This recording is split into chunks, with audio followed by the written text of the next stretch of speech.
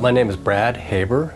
I was born in Las Vegas, Nevada, and I lived there till I was 13 years old. And that was an interesting place to grow up as a kid. There was a lot of outdoor activities there, playing baseball and doing stuff in the desert, catching lizards and stuff. It was actually a fun place to grow up.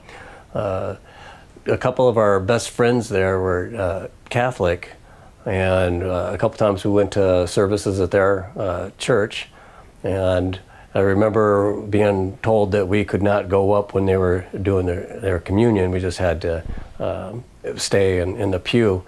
And so that kind of, I guess, was maybe a seed planted into, okay, well, you know, why is this exclusionary in this case, I guess. And my family itself would go to church, not necessarily on a regular basis, and we tended to go to different churches. It wasn't always necessarily the same church. Several times before we moved out of Las Vegas permanently, we moved to California for maybe a 1-year period of time. And again, there we would go to a different church, not necessarily always the same church, every Sunday. And so in 1973, when I was 13, my family moved to San Diego permanently. And San Diego is a great place. It's a beautiful city, a great place to be, perfect weather, really nice. And again, there we, as far as churches and stuff, it would be intermittent, ongoing, and not necessarily the same church every week. One week it would be the one that was closest to the house, and then another time it would be some other one that's a few miles away. Different branches of Christianity also. And so I guess maybe that was the family itself maybe searching for what's the right way to worship Allah, because apparently the family was not able to find something that met that need for them. And so I kind of grew up in that type of atmosphere where I believed in God, but as far as a real commitment towards a church, a particular church, I did not necessarily feel a strong commitment towards a particular one. Later in my life, I became a United Methodist, and I felt actually a connection there. I enjoyed the church. I felt at home with it. I really liked it.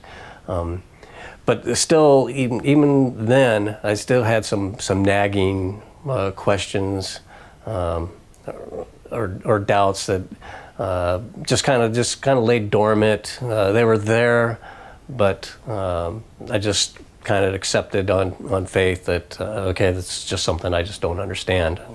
And then I ended up joining the Navy, and I served for 20 years in the Navy. And in the Navy, you're branded either a Catholic or a Protestant or some other religion. So I was a Protestant and would attend services on board the ship on Sunday. Every Sunday the ship would have services. I'd go to those services. But again, I still kind of just was more going through the motions, didn't really have a strong connection or understanding. I'd read the Bible many times, but still always had these nagging questions and stuff. I had quite I think, extensive exposure to religion, except for Islam. That was about the only religion that I was not personally exposed to. Any exposure I had to Islam was through the media. So that was what the extent of my Islamic knowledge at that point. So I had served for the 20 years and retired from the Navy, and then it was shortly after that. Actually, it was I retired right a year before the 9/11 event, and that just kind of further solidified my personal understanding of what Islam was, and it was not good, of course. And it just continued on with that, very, very negative impression of Islam.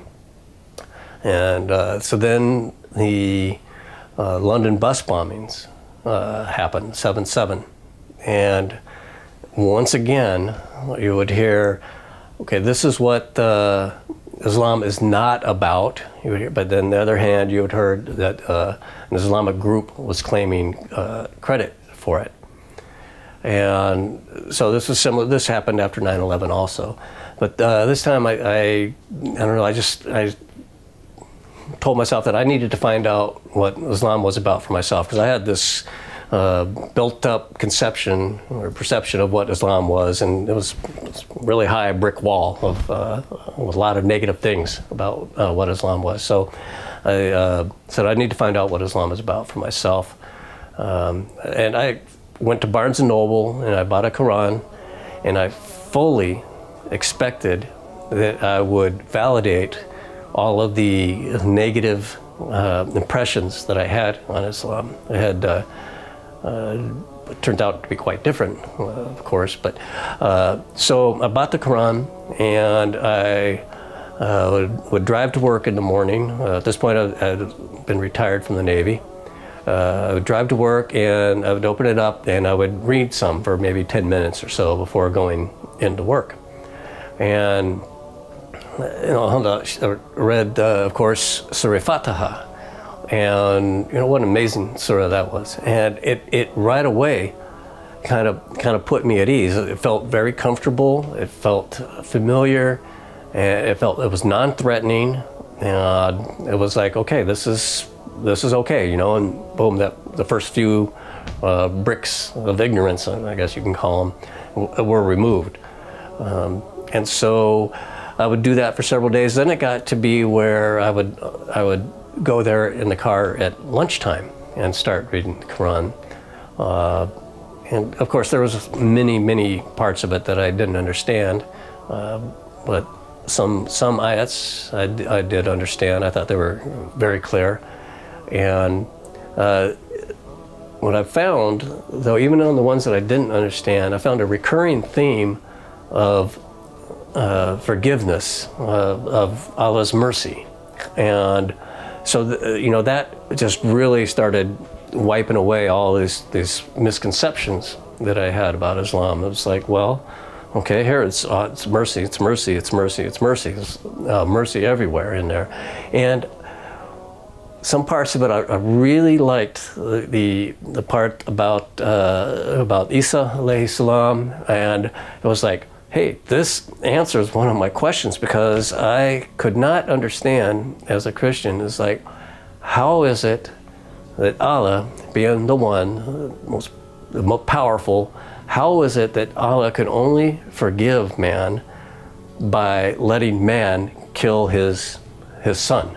I was like, you know, surely Allah doesn't need to allow violence to happen to Isa alayhi salam to gain forgiveness. So that never made any sense to me when I was a Christian. And so when I read that in the Quran, I was like, aha, okay, this is starting to make sense now. It's a lot more logical. And so I continued reading, and more bricks, as I call them, would go away. Ayatul Kursi is a wonderful, very powerful, it's not a whole surah, but ayats, I guess you can call it. Very, very wonderful, very powerful. So there was a lot of the ayats, like I had said, that made sense to me, that just seemed to be illogical, and it answered questions that I had had a long time about from when I was a Christian, and so it was really wonderful. At this time, I was kind of just doing this on my own research. I was not expecting to become a Muslim or anything. I was, like I mentioned, I was expecting to validate my anger towards Islam. But I didn't tell my family that I was doing this. I just left the Quran on the front seat of my car, you know, in case anybody noticed it, then they would do something. But nobody ever said anything. So I just continued to do this all on my own.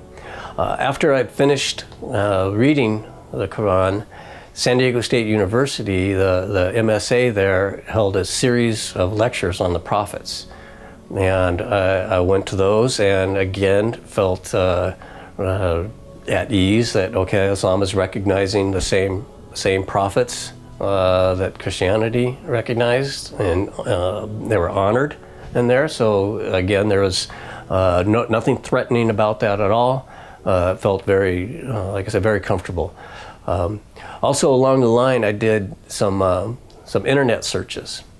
And I found that if you're doing an internet search, you have to be careful of what you search for.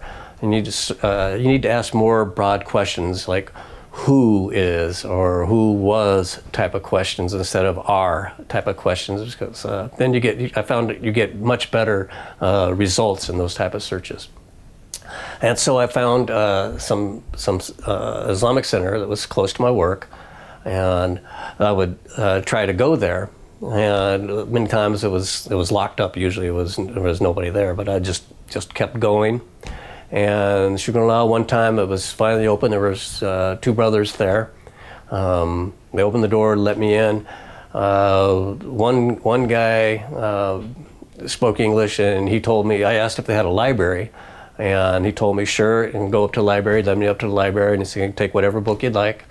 And there were, I believe, 3 books in English, so I took all 3 of those books. The others were, I don't know, Arabic or Farsi, or I'm not sure, but so I took the 3 English books they had.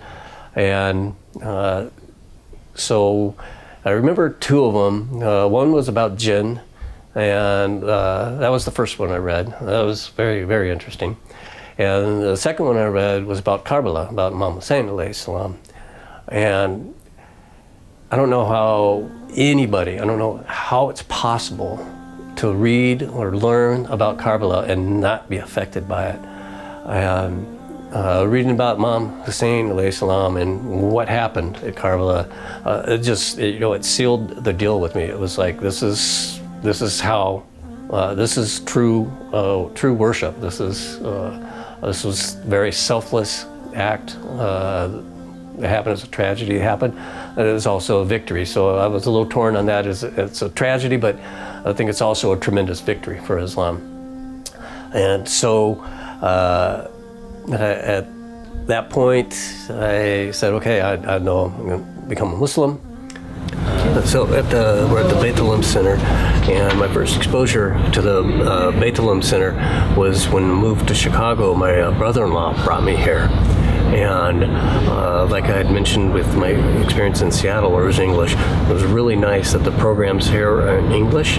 So I'm able to gain more knowledge about the Ahl Bayt and how I'm supposed to live my life as a Muslim through the Qubas years, coming here for Muharram, coming here for Ramadan, coming here for Majalis.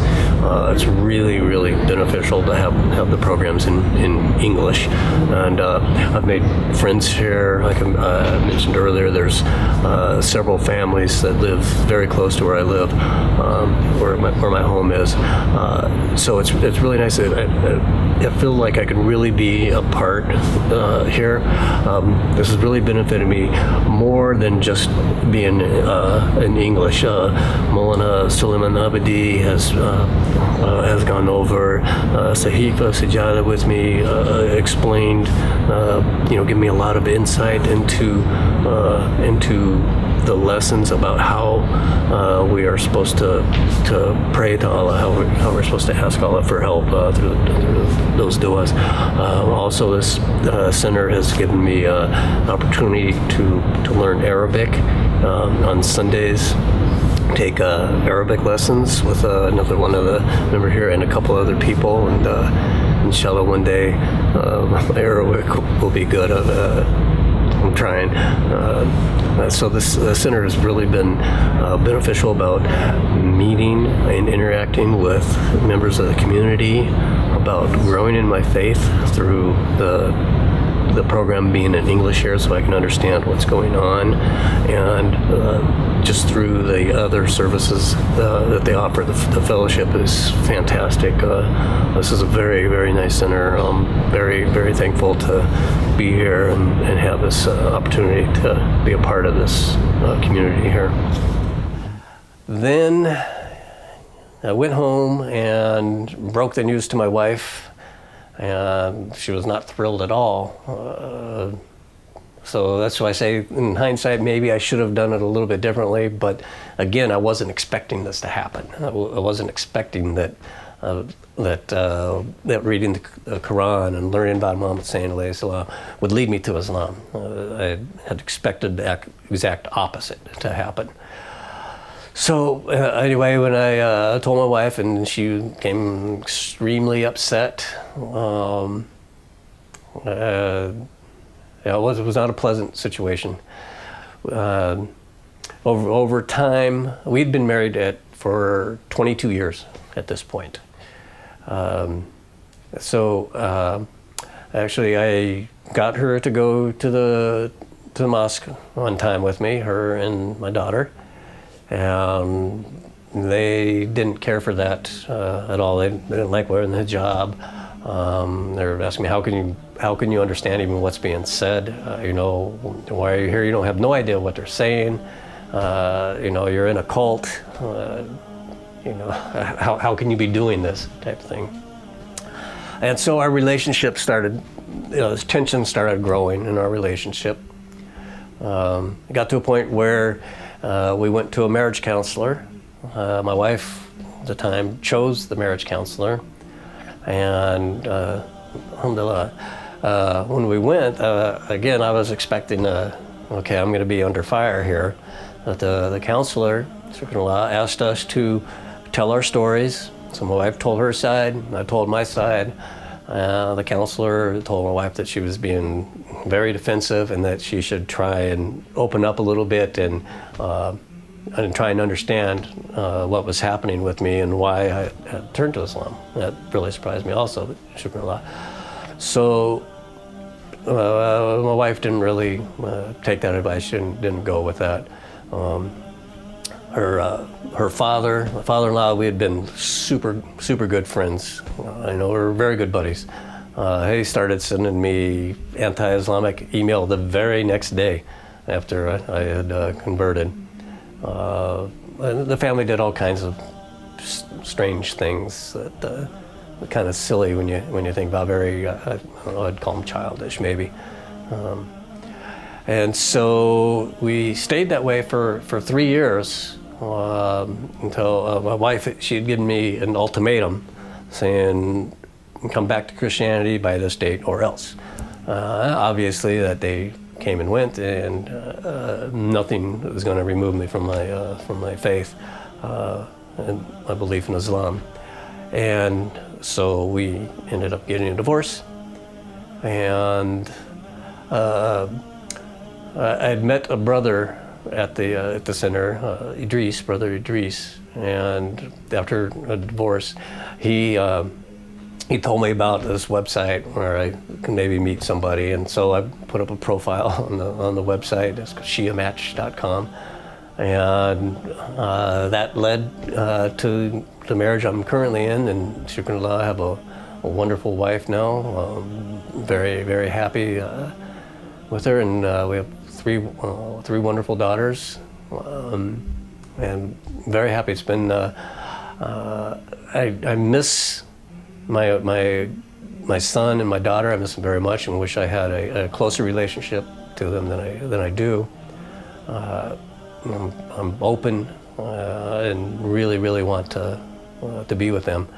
But true, Allah has also given me these 3 daughters from my wife, and they're incredible, and I think we make an awesome family. I'm very happy. So I completed 20 years of service in the Navy and retired in San Diego, California, and I started a job for Cypress Semiconductor there, and I was there for perhaps 8 years working in San Diego when one day they came down to the office and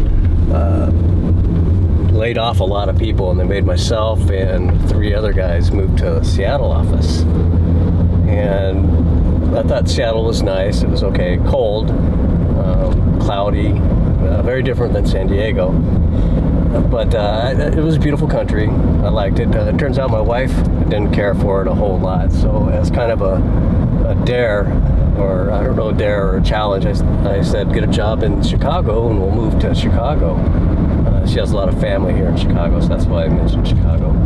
And she called my bluff 2 weeks later. She had a job here in Chicago, so we packed up. I gave my notice at Cyprus, and they were incredibly good to me. They told me that I could continue with Cyprus. I could work from my home here in Chicago. What a blessing that was, because the job market wasn't the greatest at that time. So that was very, very fortunate for me. So then we moved here to Chicago, and it's just been one great blessing after another here. It's been a challenge for the winters for me. I thought I might die that first winter. We had a blizzard. I'd never seen a blizzard before, much less experienced anything like that. And I got a new definition of what snow is. A funny story, on the first day on the job in Seattle, I came outside to the car, and there was this little dusting of snow on the car. And that was the first place I'd lived where it actually snowed. So I went back inside and called up work, said, hey, do we have to come to work today because it's snowing? And of course I just chuckled and said, of course. And so I really found out what snow is once I moved here to Chicago. And it turns out I really like it here. It's been a great move for me. Shukran Allah that this happened. I've really enjoy the city. Has a lot of culture, a lot of experience, and one thing that's really good is the community here seems to be larger than the Seattle community, and so it's kind of nice that I get exposure to different centers, and we seem to get more speakers here. But I must give one thanks to the center in Seattle. It was the Zainab Center, and when I moved there, that was the first center that I went to where English was actually used. And it was like, shukran Allah. It was like I can understand what's being said and what's happening. The announcements were in English. It was wonderful. I fell in love with the center. Some great people there. And so it was nice to come here and find that continued also, that I can go to centers here with English speaking so I can understand what's going on. I kind of felt like in Seattle my learning actually was slower, simply because I didn't get the benefit of hearing what was the khutbah. I was learning the lessons, the teachings of the Ahlul Bayt. Couldn't understand what was going on, so it was really nice to go to Seattle and hear the English, and then have that continue here to have English also. So again, Chicago's been a blessing in many ways in that way. So, in Seattle again, while the center did speak in English, we didn't really have neighbors that were from the community near me. Here in Chicago, in my neighborhood, there are several families, and it's really nice. What's really cool is one of my friend's father started what's called a taqwa circle, and we will get together on Sundays, and it's about maybe 6 families, and we take turns studying some ayats of the Quran, and then we present them to the group. We look for the tasfir of the Quran, of those ayats, and then we present our findings, what we understand them to be, to the group, and then it's followed by a question and answer session. So that's been tremendous help. It's been really nice to have that, and it's nice just to have friends so close in the neighborhood to invite them over and enjoy company that way. It's been really nice. Great neighbors, super good people, very nice. Okay, ziyarat is absolutely the most rewarding experience of my life. I was very nervous about going on ziyarat. You know, here I'm American, you know, we'd invaded Iraq. I was a little bit nervous about going, you know, am I going to get kidnapped or shot or whatever. I was very nervous, but Mona Suleiman at the center, you know, one Sunday they told me, you know, that's not a reason to not go. You know, you're in the care of the imams when you go on the ziyarat. So last year, the family, the 5 of us, we went to Iraq, and I have to tell you, that was, if you have not gone on the ziyarat, you need to go on a ziyarat. It's an incredible experience. We started in Najaf, and we were there for the 15th Sha'ban, and I had some experiences there that I don't know, I can't explain, other than I can tell you that is there's a living presence there. I had an experience that I can't really adequately describe, and I don't know who could help me understand those experiences, because I don't know if you could you know, interpret it unless you've actually experienced it. But this happened to me. I had this experience. It was like I don't know, like my body was was electrified or something. And Najaf started from inside me, and it slowly built outside, and it was like being electrified. And then it happened also in Karbala,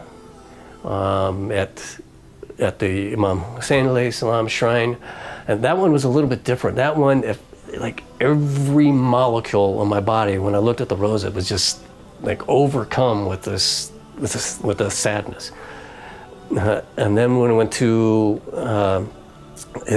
where he had camped, that experience also happened again, where it was like kind of, you know, a brief, I don't know, I would call it electrifying type of experience. I can't adequately describe it. It happened there. It happened at Kazimain also. And we went to Masjid Saleh, and there's a corner there where the Imam of our time is going to be living. I believe, as tradition says, is where he will be living when he returns. And when I first entered that, I had this experience again.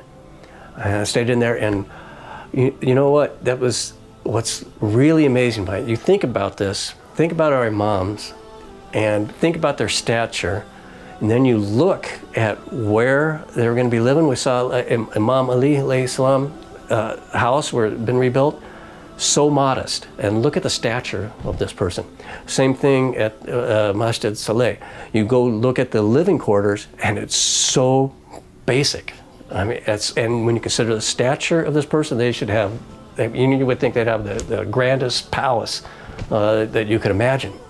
But very humble, very humble.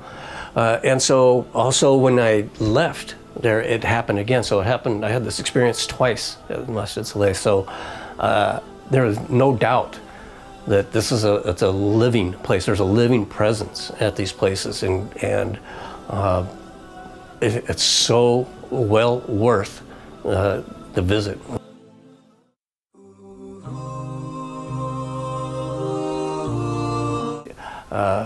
You know, I feel like I have a living, interactive relationship with the Ahl Bayt. And that was just one example of it. But even before the ziyarat,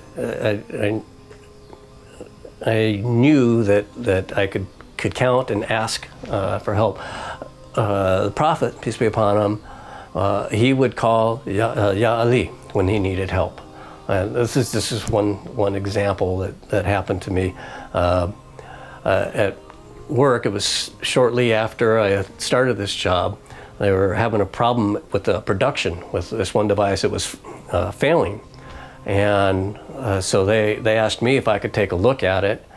So I was pretty nervous, but I had some USB experience, and they asked me to take a look at this.